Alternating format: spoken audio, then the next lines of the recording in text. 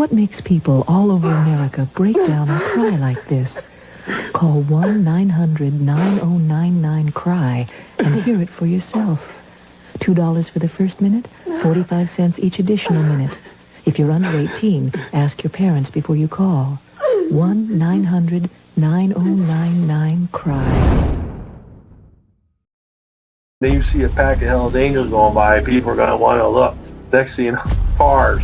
Because they're just staring at us and not paying attention to stop traffic. If you wanted to break the law on an everyday norm, you should have joined a street gang. That's what they're known for. That's what they do. You're not allowed to steal cars on my block. We steal those cars. I mean, it was so bad by us in Vegas. I was in the pool swimming, and the guys came back, "Hey, Pee-wee, the cops are here. They want to talk to you." I said, "Well, go talk to them. Find out what they want." And they came back, they go, "They want to talk to you." Typically, if you leave the club, if you haven't been in for 10 years, you're automatically out back. Got put out in 2006, back in 2007 when I left going into Cannon. 2011. Came out of there, I had 4.5 years to walk off with zero support from that club.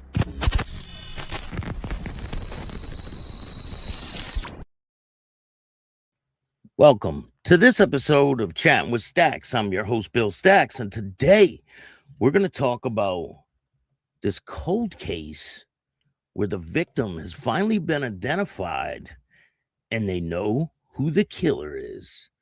Before we get started, make sure you hit the like button, subscribe, hit the notification bell so you can get my videos every time they drop. Tell a friend to tell a friend. Tell your mother's brother, sister's friend about Chatting with Stacks, the dopest motorcycle content on YouTube. I appreciate all you guys taking the time to watch this show. We are growing at a fast pace, and I couldn't be happier. Thank all you guys for watching. I really appreciate it. So we got a lot to talk about today. Let me get some shout outs before we get started. Richard, what's going on? Thank you for joining me. Paula, how are you? If you guys haven't seen the new interviews, go check them out. Join the membership. You get to see some exclusive stuff. I just put another interview up on the members. I'm going to be dropping a whole bunch of new content. And go check out Chris's interview. Part 3 will be dropping tomorrow night. I got another interview I'm going to drop tonight with Christine Perizio. Her father was a capo in the Colombo crime family, and she tells me her story. And it's a long interview. It's probably like 50 minutes. So that one's going to be good for you guys. We got a lot to talk about today. I have the national average of motorcycle crashes in the U.S. We're going to talk about how much that is up in recent years. And it's up quite a bit. You would be surprised to know how many accidents are really going on out there. I mean, a lot of people are getting killed on their bikes lately. Paula, really good interviews. Thank you. I appreciate that. You know, I just let the people talk. A lot of times people will interview certain people and they'll just talk over them or they'll keep interrupting them. But people don't want to hear my story. They don't watch the interview to hear me talk. They want to hear their story. So I just let them talk, you know. That's usually what the goal is. But before we get to the story at hand, we got a couple things to talk about. If you don't know, there's rumors circulating around that Kurt Sutter is coming out with a Sons of Anarchy spinoff. Now, don't shoot the messenger. This is from their website or an article that was produced. But according to this article, they are in the works to create a new spinoff to Sons of Anarchy, and it has to do with like the original guys that started the Sons of Anarchy Club and Jack Teller's father and all this stuff. I think it would be a good idea. People are saying, oh, that idea for them to bring it back is dead and it'll never come back. But who knows? You never know. There's other talks. People said, oh, that's AI. There's other talks of Goodfellas Part 2 is supposed to be coming out with Martin Scorsese filming it. You know, there's a new Cape Fear that's going to be dropping. Martin Scorsese films that one. So there's a lot of new things that are going to be dropping in the near future. And it's pretty, they're pretty good movies. I mean, I don't know if they can top the original Cape Fear, but we'll see, right? Craig, how you doing? Thank you for joining me. Eddie, what's good? Good afternoon. I appreciate all you guys. Thank you for joining me. So, first, we're going to talk about all of these motorcycle crashes, right? So, the motorcycle safety. Motorcycles continue to overpass fatal traffic crashes. In 2023, there were 6,335 crashes with motorcyclists killed, 15% of all traffic fatalities. I'm trying to get the newer numbers. Let me see here.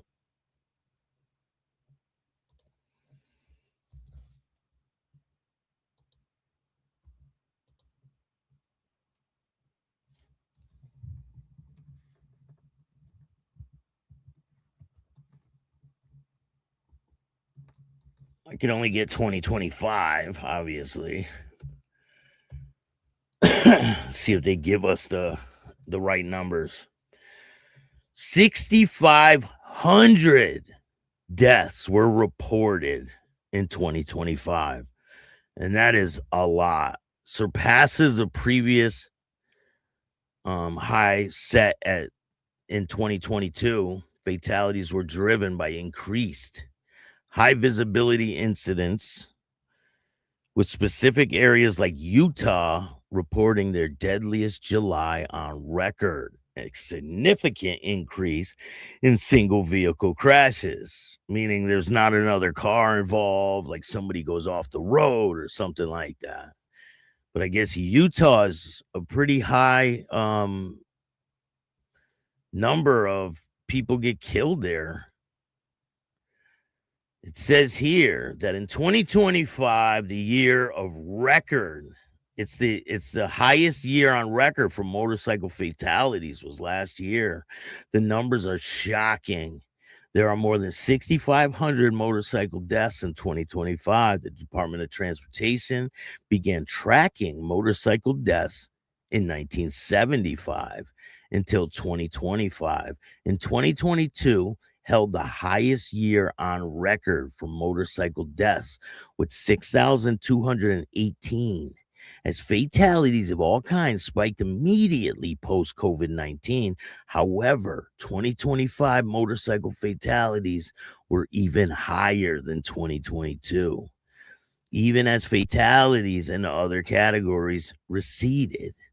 Thankfully, Georgia is one of the 19 states with universal motorcycle helmet laws with no exceptions. That makes it compulsory for all motorcycles to wear helmets. It's important to make sure your helmet is DOT compliant, because a lot of people get helmets that aren't DOT compliant and they will shatter upon, like, you hit the ground with it or something. There's a huge difference, right? It said, according to the National Highway Traffic Safety Administration, the DOT compliant helmets are marked with identifying stickers on the back of the helmets. Unfortunately, just because your helmet has a sticker doesn't automatically make it compliant. Due to counterfeit stickers, they're gaining traction out there. So make sure your helmet is DOT compliant. It must cover your ears and at least 1 inch thick, have a hefty chin strap, and have no longer than 2/10 of an inch, 2/10 of an inch. Part of wearing a DOT approved motorcycle helmet are other things the legal team at Cat's Personal Injury Lawyers recommends that you do to stay safe while driving. Wear bright colors like neon clothing when riding, especially at nighttime when it's very easy to miss spotted motorcyclists. Always obey speed limits and always remain compliant to traffic rules. We know people don't always do that. Remember, traffic violations could be extremely dangerous for motorcyclists with very little prevention against injuries in an accident. Avoid riding at excessive speeds and never ride while intoxicated. I mean, that's a huge thing. If you are a motorcyclist, your chances of being injured in a serious or even fatal accident have probably never been higher. Please take steps to protect yourself on the road. If you are injured in a motorcycle collision, contact trusted personal injury lawyer, they say. So obviously they're 6,500 people. It's a lot of people that pass away in 1 year from motorcycle accidents. I mean, that's an astronomical amount, right? Hey, what's good? Virginia Chaos is in the building. Thank you for joining me today, man. Appreciate you. CMC, what's going on? Al Rose is in the house. Shout out to BC, Canada. We're going up to Canada today with this story. Yeah, but a lot of times there's a lot of counterfeits out there, I guess. I mean, they put these fake stickers on them and people think they're approved and they're not. And then when you hit the ground with it, boom, it shatters into a million pieces, right? You can fold my helmet like a taco, Virginia Chaos says. There's no helmet law in Connecticut. I mean, it's up to you if you want to wear one or not. And I think it's good to give you the option to wear one or not. But it's always safer to wear a helmet. Hey, J2 times. What's going on, man? Thank you for joining me today. I always wear mine, but in South Carolina, I don't have to. Over the age of 21. I believe it's the same here. I mean, it's good to wear one, right? Jason, what's going on? Thank you for joining me. I mean, I always thought, damn, I don't want to get into a serious wreck and have my head intact and my body is just squished, right? Hey, Herman, what's going on? Respect, love the content. I appreciate that. Thank you. I got some major interviews coming up. I wear mine. The state requires it. In states that require it. PA now helmet, but I do. DOG stickers not legit. I signed off on it. I mean, people that are selling counterfeit helmets, that's pretty bad, man. That's pretty bad. Pepper, what's going on? Thank you for joining me today. We're talking about a cold case today. But first, we're going to talk about the situation with this clubhouse in Canada. So the Hells Angels are fighting this forfeiture law, right? And they're saying no crime here. There's no reason. Say no crime, no criminals here, say BC Hells Angels fighting court forfeiture for clubhouses. You guys know 3 clubhouses of the Hells Angels has been torn down in recent years. A new court filing says the government is improperly relying on global allegations against the Hells Angels to target these guys. The owners of 2 Hells Angels clubhouses in BC, the government wants to take over, deny the biker gang is a criminal organization. And I say this all the time. I don't believe they're a criminal organization. They're a motorcycle club where some individuals maybe get caught up with some stuff, but that doesn't mean they all sign up for criminal activity. It's just not the case. I mean, Paul Manning, the guy I interviewed the other day, he disagrees with that, but hey, we agree to disagree, right? The companies that own Haney and the Mission City chapter buildings linked to the notorious motorcycle club claim the charter rights are being violated by the BC directors of civil forfeiture and the police. Both Haney firms and 0593308 BC LTD recently filed almost identical statements of defense of lawsuit launched against government agencies in December. The director alleges that Haney and Mission clubhouses, as well as Surrey's one that had been rented by the Hells Angels charter or chapter, have been financed and maintained using criminal proceeds.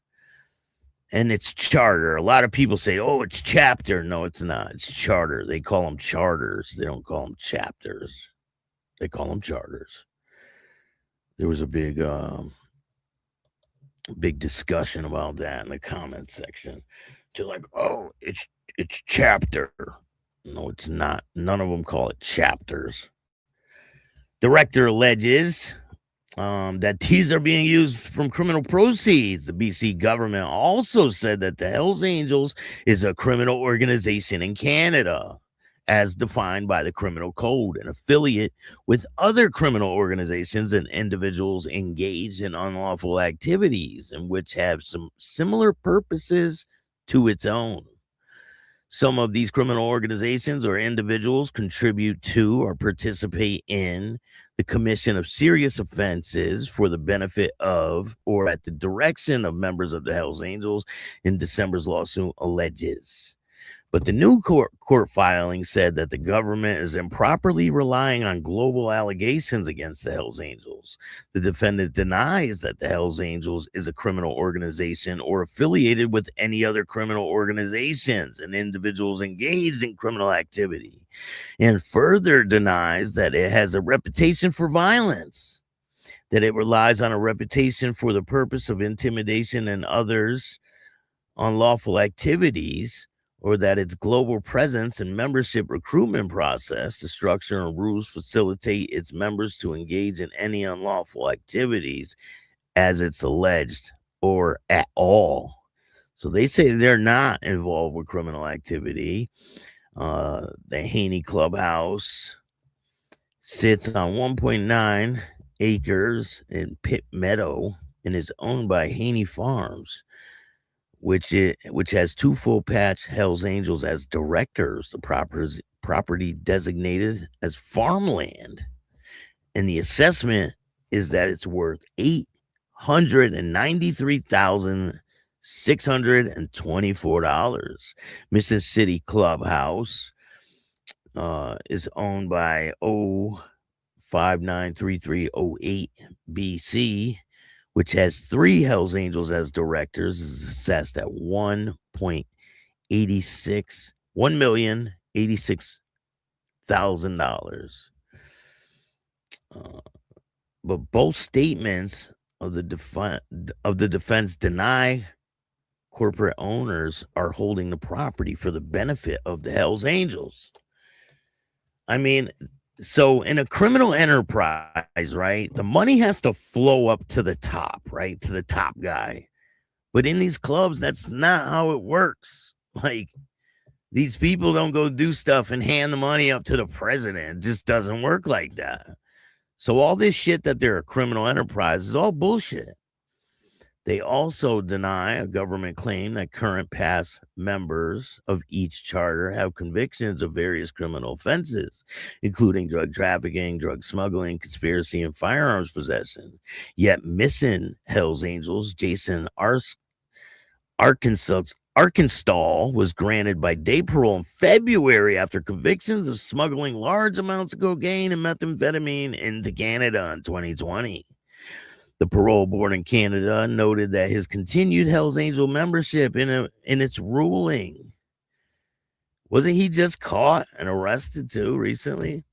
And Haney Hells Angels, Damian Ryan, which has some association with Donnie Watts, believe it or not. He was friends with Donnie Watts, who's also part of the Wolfpack Gang Alliance, it says, was convicted in Winnipeg in December of conspiracy to traffic meth, cocaine, fentanyl, as well as conspiracy to profit from the proceeds of crime as a member of an organized crime group, and has yet to be sentenced. The two new statements of the defense were filed months ago Months after the owner of Surrey property had been used by the Hells Angels chapter filed their defense.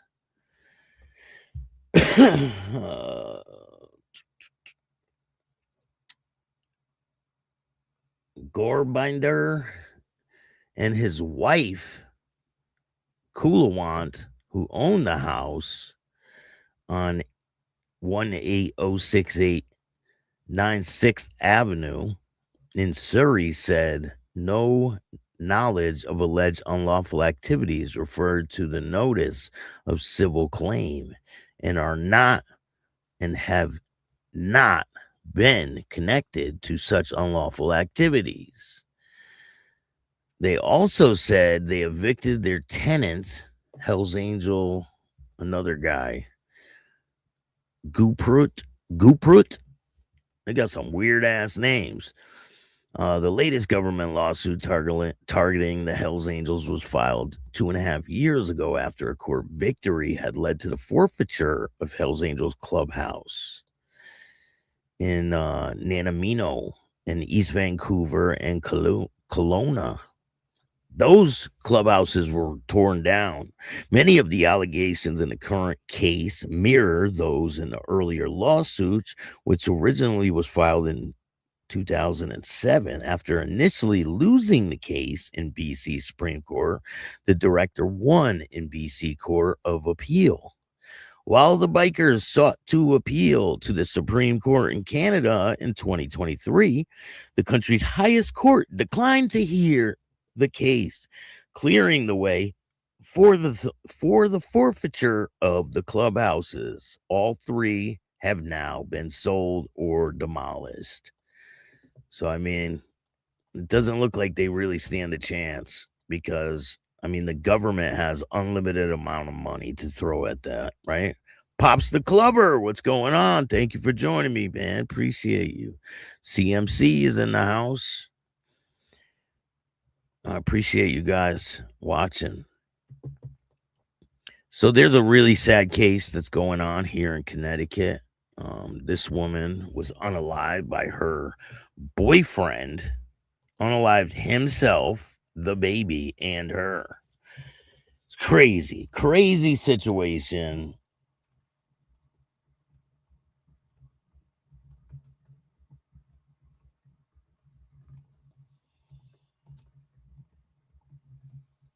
Let me see here. This is really sad situation. Man shoots and kills girlfriend, 2 children before killing himself in Plainville. This is like as bad as it gets, right? A man shot and killed his girlfriend and 2 children before killing himself in a Plainville home Friday, according to police. Police said the woman called dispatchers just before 4 p.m. and say her brother called her and claimed that he had killed his girlfriend, their 4-year-old daughter, and planned to kill himself. Officers arrived at the home at Milford Street, surrounded the house, attempted to make contact with the homeowner, 27-year-old Patrick King. A negotiator eventually was able to get King on the phone. After 2 hours of negotiation, police made the decision to use pepper gas in an attempt to get King to surrender. At that point, King shot himself. Officers rushed into the house and began performing life-saving measures on King, and he was taken to the hospital where he died.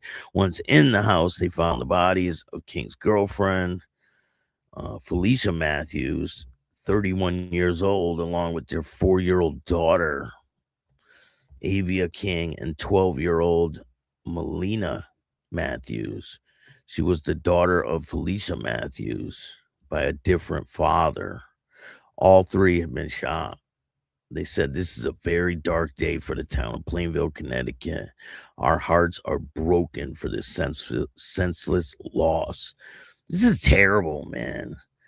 The little girl was a middle school student. Police have been in contact with school officials. They say they support services at the middle school. Police took the number of guns out of the home, and the gun used in the incident was legally registered to King. The loss of life deeply painful, close-knit community. We stand together in sorrow and compassion for all those affected. This is a terrible situation. I'm sending prayers out to the family. I mean, it's just senseless, really senseless shit. So this man has been sentenced 60 to 90 years in prison. This guy is done for. I mean, he ain't ever getting out of prison. Man sentenced to at least 60 years in prison over shooting outside motorcycle club. Omaha, Nebraska, a judge sentenced Darnell Long Jr. to decades in prison for shooting outside Omaha motorcycle club. Long was sentenced to 19 to 20 years for manslaughter, 31 to 40 years for discharging a firearm into an inhabited building, 10 to 15 years for attempted Class 2 felony. He'll serve them consecutively. In October 2024, Omaha police officers were patrolling near the Los Diablos Club near 25th and Ames when they saw multiple people exchanging gunfire. They found Alexander Whitcomb, 37, at the scene. Whitcomb died at the hospital. Long was given credit for 529 days served. I mean, I don't know if that's going to matter much. I mean, he's going to spend the rest of his life in prison. Now, let's get to, hey, So Loud, what's going on? Yo Mama's house is in the building. Thank you for joining me today. Craig, what's going on, man? Thank you for joining me. I appreciate all you guys. Make sure you hit the like button. Go check out Patreon. Join the membership, and you will get to see some exclusive content. So let's get to the topic at hand. This is an unsolved case that has been solved, basically. They know who the killer is, and they know, I mean, pretty much the whole deal with this situation. A murder victim found in Quebec decades ago, identified as missing Northern Ontario woman. Her name's Pamela Harvey. Pamela's Harvey family reported her missing in Sudbury Police on Christmas Day, 1978. Police say dental records and genetic testing had been used to confirm the homicide victim found in Quebec in 1979 as a woman who'd been reported missing months earlier from Sudbury, Ontario. Police say 23-year-old Pamela Harvey was reported missing by her family on Christmas Day, 1978.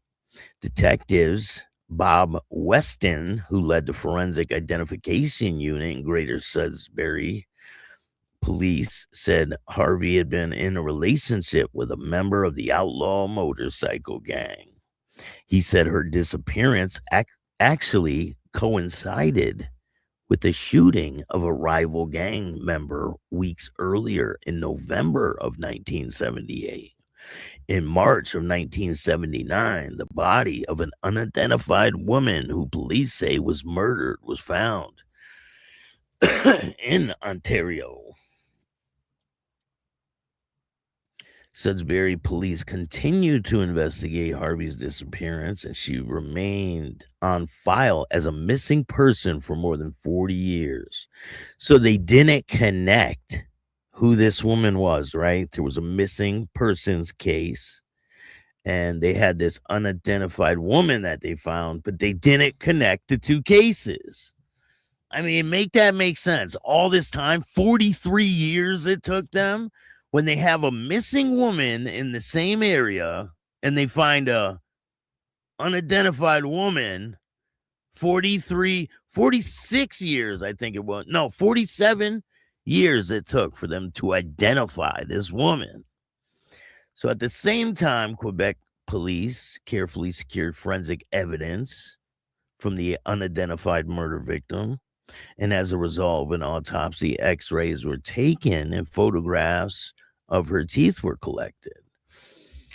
Weston said, it wasn't until I got a call in 2025 that the forensic dentist in Montreal that the two cases connected. I mean, I don't understand why they wouldn't connect before this, right? He said that the dentist was involved in the project comparing dental records from unidentified human remains in Ontario and Quebec. The Sudbury Police had detailed records on file about Harvey, which noted she had protruding upper teeth, in which Weston said had sparked the attention of the dentist. When this forensic dentist in Montreal noticed the protruding teeth, it stood out, he said. And she immediately recalled the case from 1979 where the unidentified body had protruding upper teeth. The dentist suggested further investigation to confirm the link. Weston said Harvey, the family, had provided DNA samples in 2018 to a newly launched National Missing Persons DNA program. Follow-up testing by Quebec Coroner's Office confirmed the match using recent advances in forensic technology. Weston credits the original police officers in 1978 for providing clues that eventually helped solve the case. I mean, a quick cross-reference would have solved this case a long time ago. It's a little detail that mattered, he said. If they would not have put it in the remarks of the category about protruding uppers, then this might not it might have been missed, and it could have been taken a bit longer to actually make this identification. Weston said he brought the news to Harvey's family this week. I think it's probably one of the milestones of my career, when you can actually sit down with the family and break this news to them that their loved one, who has been missing for 47 years, has been found. She's been found for a long time, but they didn't cross-reference the cases. I mean, a 5-year-old could cross-reference the cases, right? Oh, you got a missing woman, and then you have a unidentified woman found. Huh, what are the chances? I mean, do they really not pay that much attention? While the family has requested privacy as they cope with the news, sending prayers to the family, this is a terrible situation that the police took this long to figure this shit out. Weston said that they're overwhelmed with the joy to finally have closure. The police detectives say they believe the person responsible for her killing died in 1979. So he must have died like the same year that she was found. A spokesperson for Quebec police did not provide further comment about the presumed killer or the details that about the homicide investigation. So what do you think of this case? I want to know what your thoughts are on this situation. I mean, she goes missing, right? They put a missing persons report in 1978, right? They find her body in 79, and they don't cross-reference the unidentified woman found with the missing people. I mean, if that small detail goes over people's heads that easy, can you imagine how many of these cases they have not solved because of they just don't cross-reference things like that? I mean, it is very wild that it took that long. It's crazy. What do you guys think?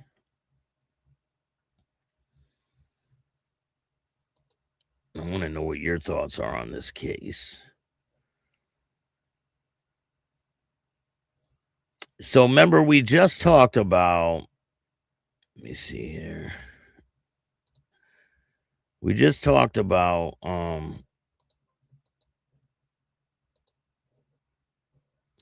how they are fighting for the clubhouse, right? The Hells Angels. We'll go back to that case. And let me show you guys something real quick.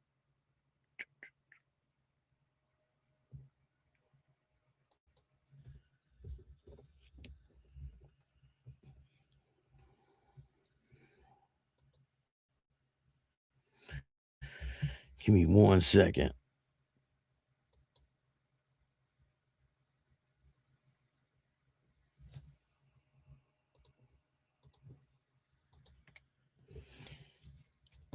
I'm trying to get these pictures for you guys.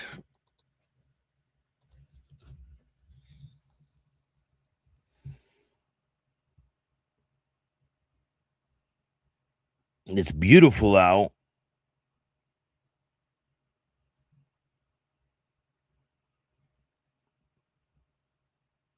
It's a good day to ride, right?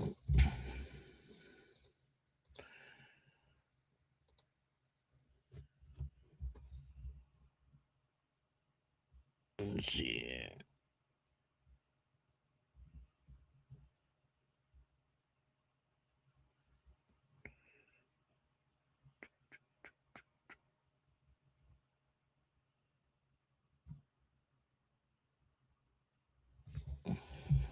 Do you guys think if they come out with a Goodfellas Part 2 that it would even come close to Part 1? I mean, Ray Liotta's not around anymore. He was a like a pivotal role in that movie. In that movie. I just don't think it could compare. I think if Sons of Anarchy does it right, they can come out with something pretty good. But like that new show that came out, The Marshals, it was a spinoff from Taylor Sheridan's Yellowstone.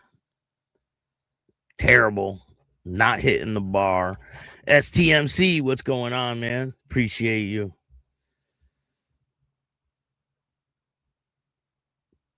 Get that bike out. I already took it out once.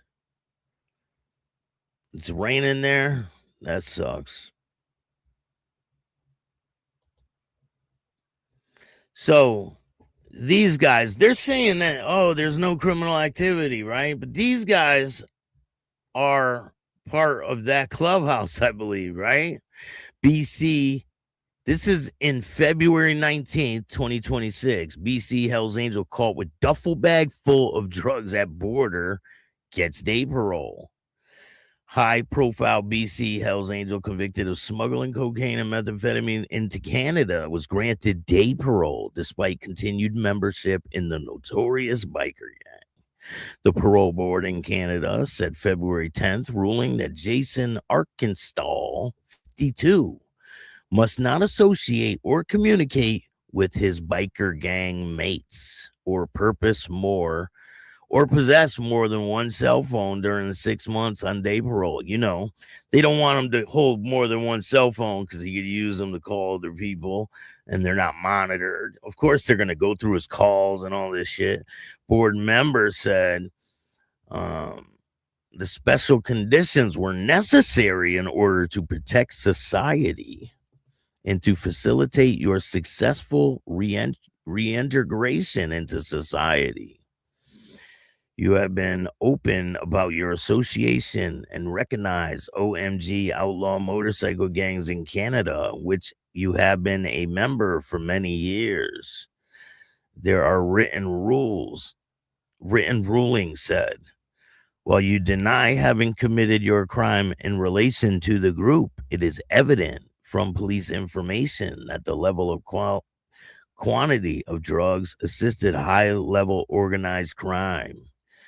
Arkansas was sentenced to 6 years, 3 months in prison in October 2022 after he tried to bring 60 kilograms of meth and 118 kilograms of coke into BC from Idaho in October 23rd, 2020. The U.S. border agents spotted Arkansas and a friend that border with 5 duffel bags full of drugs. The two men fled but were later arrested on the Canadian side of the border. He pleaded guilty in September of 2021 to importing illegal substances. The recent day parole decision acknowledged problems with Arkansas's institutional conduct, included fighting, refusing to provide urine samples, and verbal abuse towards staff. Since your arrival in federal custody, you have assaulted another offender on your living unit. Force was used to stop the fight. the board member said, and there's also information that you attempted to set up a poker game on the sports field in February of 2024. You held a party on 2 occasions in the gymnasium for other members of your OMG. So what? They were having a birthday party or something in prison and he set up a party. So what?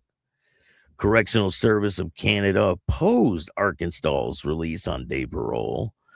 The parole board ruling notes that while he wanted to be sent to a community residential facility near Fraser Valley, none would take him because of his Hells Angel membership.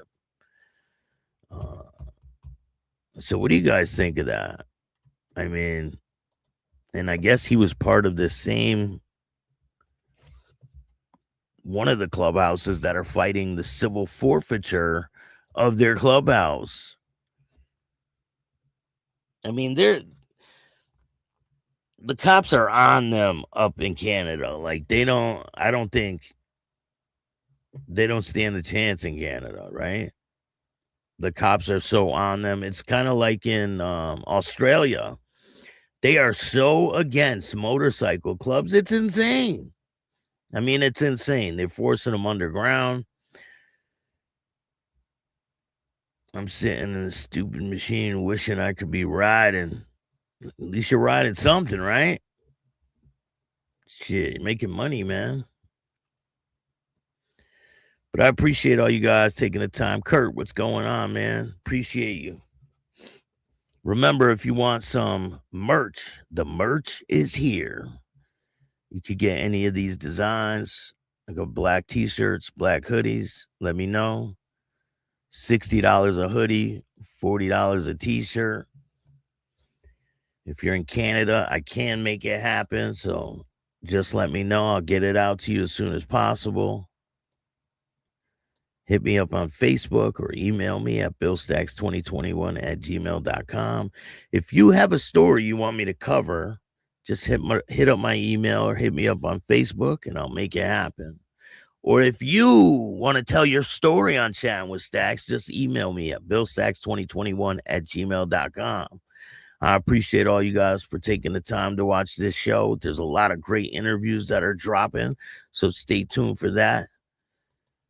If you like this show, hit the like button, subscribe, hit the notification bell so you can get my videos every time they drop. And if you don't like this show, too fucking bad. Start your own podcast. I appreciate all you guys. And remember, don't be a bitch. And all new at 5, a major organized crime bust. 23 people under arrest now accused of stealing guns and cash. Today, police revealed 4 organized crime groups are wreaking havoc. From aggravated robbery to kidnapping, burglary, and more. Let's take a look at this. New pictures from court documents in this case. These are a few of the people who have been charged. And investigators say the money, tens of thousands of dollars, is all stolen.